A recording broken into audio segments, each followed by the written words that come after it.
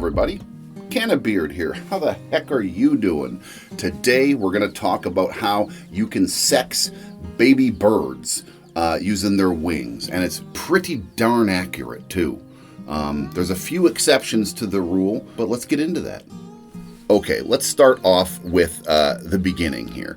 The reality is it's a little confusing as a somewhat new chicken person looking into this information, trying to figure it out for yourself for the first time. There's a lot of confusing pictures. A lot of these pictures just weren't clear, didn't explain what I wanted to explain. When I looked up this information, I just wasn't getting a clear picture of what the issue was. So I'm going to try and show you the best, clearest photos and a little bit of visual reference on how you can determine male versus female chickens by looking at their feathers.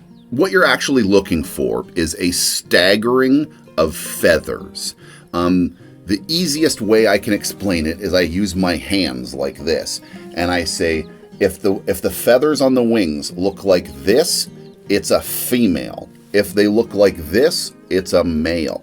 There's more to it than that. Let's take a look at a couple of photos here. To be super, super clear, if the primary feathers are longer than the covert feathers, then it's a female. And if the primary and the covert feathers are the same length, it's a male. So you're looking for a stagger in the female, a rough, even length for males. Now, to be clear, this method works pretty well across the standard breeds. However, disclaimer here, when you get into fancy breeds, showgirl chickens, silkies, bantams, you can throw this out the window. It just doesn't seem to work. We've used this method and gotten a rooster before. Was it a silky, I believe?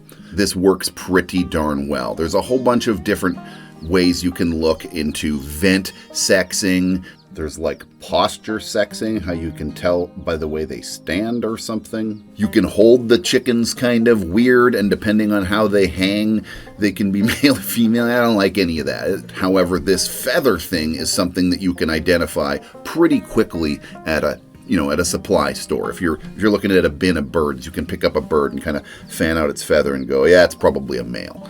Yeah, probably a male. Oh, this one's probably a female. Oh, another female. You can generally tell them pretty friggin' well that way. That's important. Nobody wants to, for someone like myself who, I live in a small rural community and I'm in a backyard hen program. I'm not allowed to have roosters. So it is kind of a bummer to take that gamble and, end up having a rooster and then having to give it away, which is what we had to do with our last one. And thank you very much for hanging out here with me today. I hope you learned something. If you did, hit that like button if I helped you in any shape or form, and subscribe if you want more of this kind of action. And I'll see you next time. Cheers.